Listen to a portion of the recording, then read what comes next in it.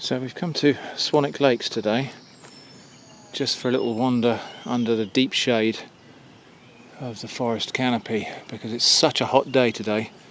I just thought it'd be really nice to actually come and have a wander around next to some water and underneath some trees so that we can get out of the sunshine.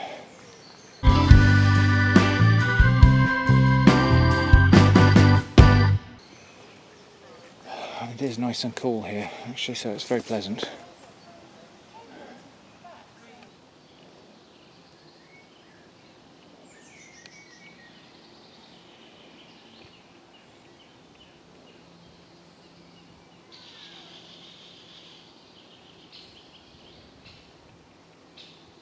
So even up here, quite away from the water, we've got dragonflies and damselflies.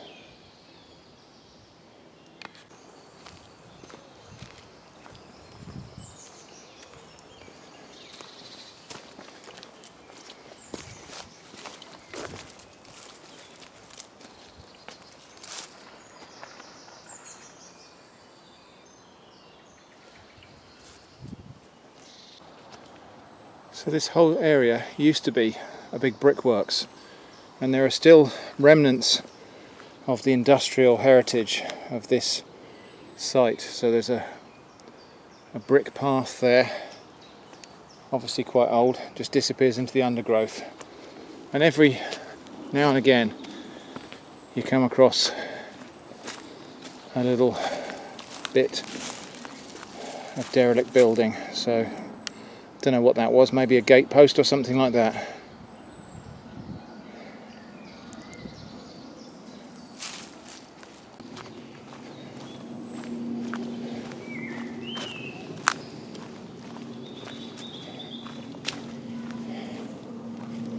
That way? Okay.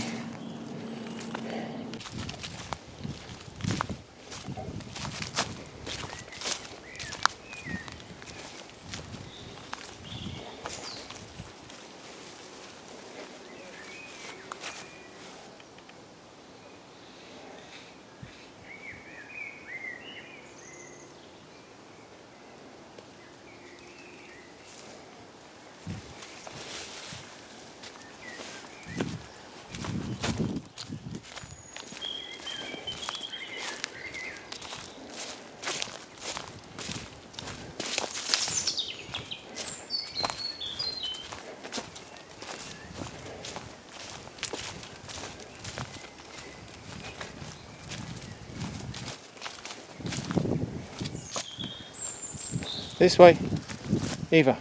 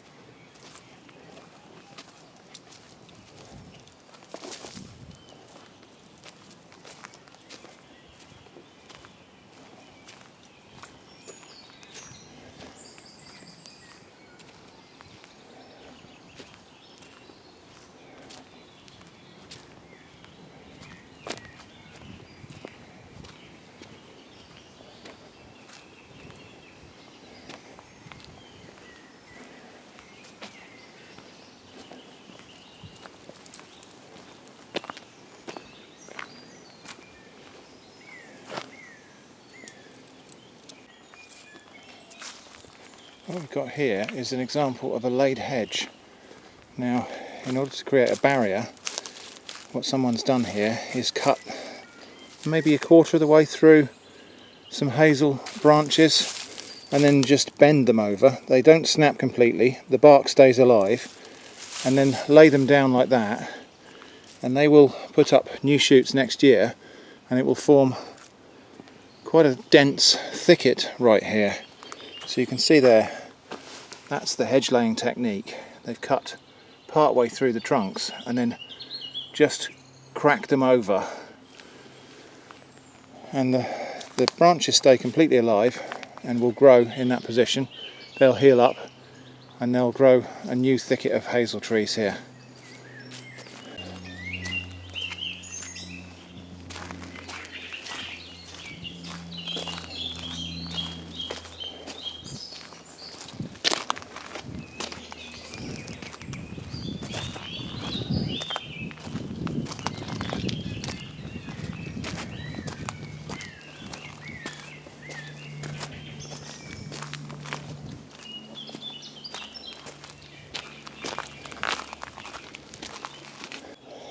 Down here, look at these. This is some species of forget-me-not. Tiny, tiny little starry blue flowers with a yellow centre. Really, really pretty. Down here we've got the flowers and developing fruits of wild strawberries. We're still a little bit too early to actually pick strawberries, but there we go, those are the flowers right there. And you can see the immature fruits there as well.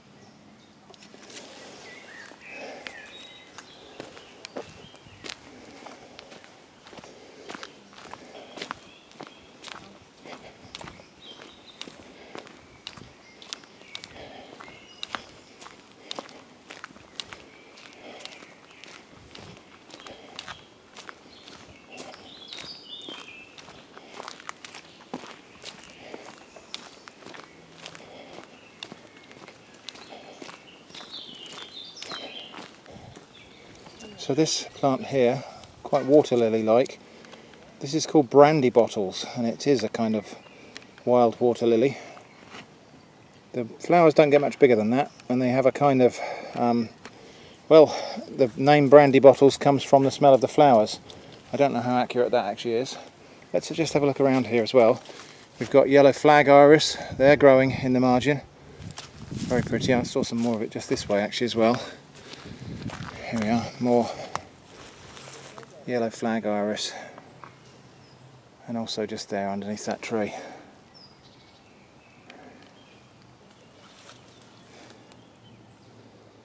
And this water is teeming with life, so I've got little blue damselflies or dragonflies zipping around.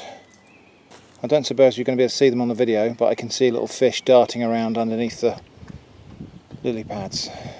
So let's have a look and see what we can see in this little patch of meadow here. We've got vetches here, which are some of my favourite little wildflowers.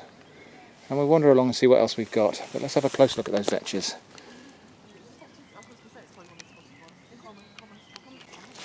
Okay, we've got an orchid there. This is a common spotted orchid. Let's get a real close look at those flowers. And it's called common spotted because, look at their sort of purplish blotches on the stems. We may, if we look around, see some other species of orchid in amongst this habitat. Got red clover here.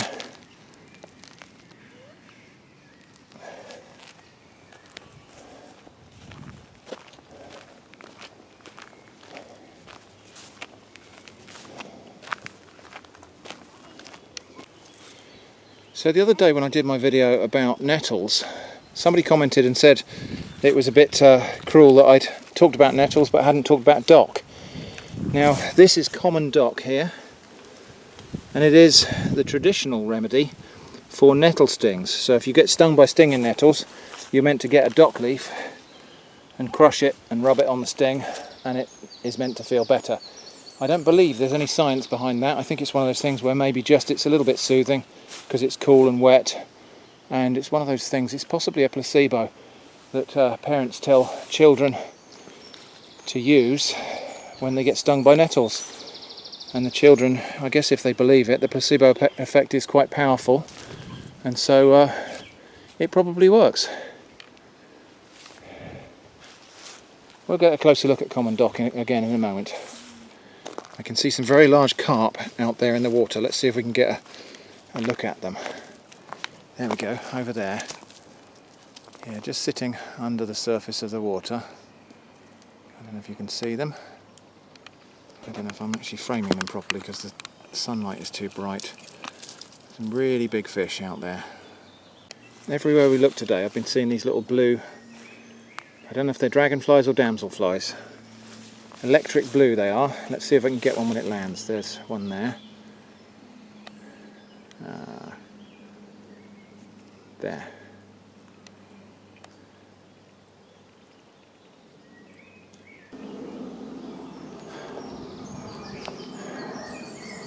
So over there is a coot with some chicks.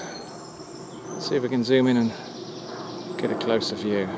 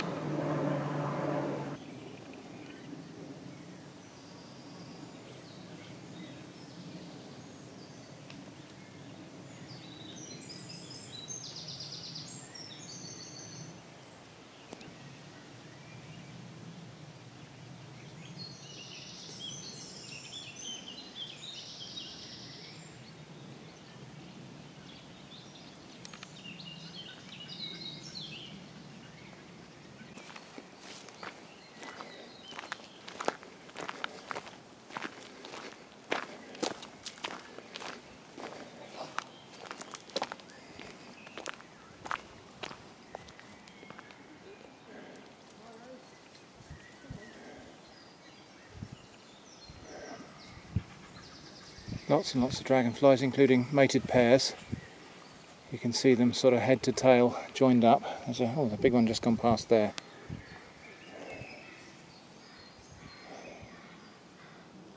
I've seen a lot of them about, all different species. And a very large one over there. Just going to come back this way. Let's see if we can catch it. There it goes. Oh, I hope I got that. Here it comes again.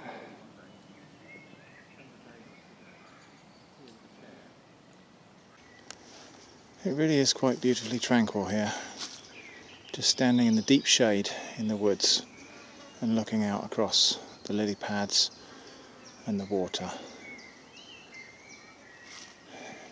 I'm quite glad we came here today actually. I think anywhere else would have been too hot and sunny for my constitution. But this for me is just right.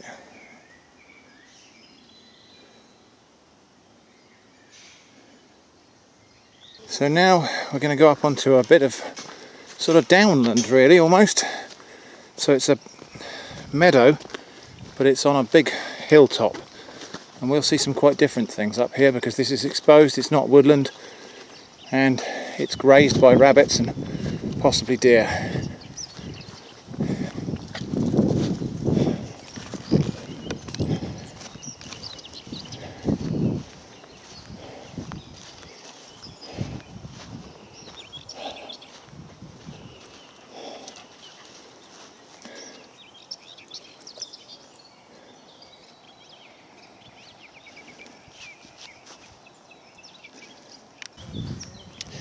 So in one of my previous videos we did talk about greater stitchwort, and this is lesser stitchwort right here. It's tiny little starry white flowers. And it's growing up throughout all of the grass and other plants here. And there's quite a diversity of plants here. I can see bird's foot trefoil, I can see ribwort plantain, I can see lesser stitchwort. I did see some vetches earlier. I can see down there, I think that's probably bugle, or possibly ground ivy. That's ground ivy, I think. So quite a diversity of plants in this little area just here. Anyway, let's move on.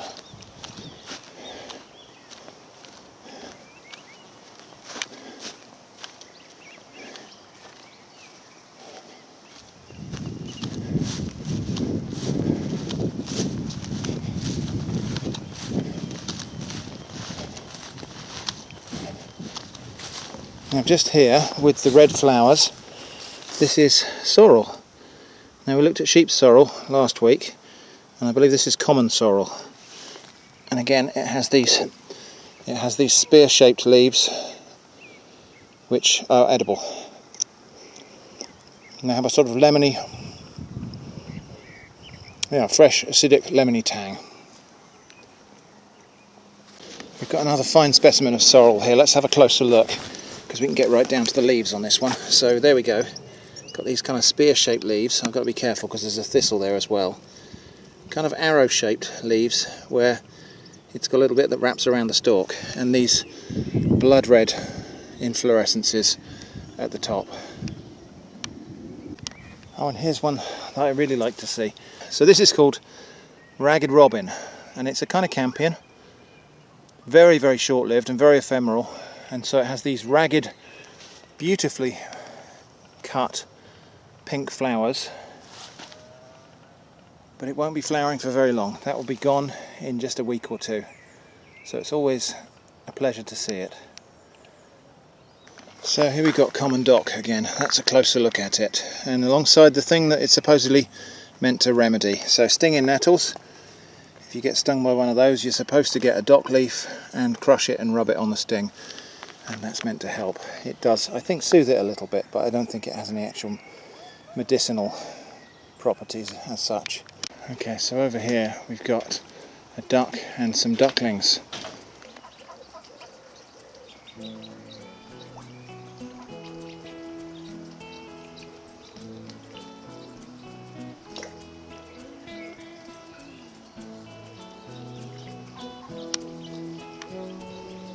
Time to go, let's leave them in peace.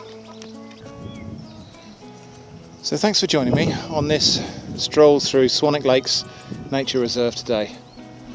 Thanks for watching, and I hope to see you again soon.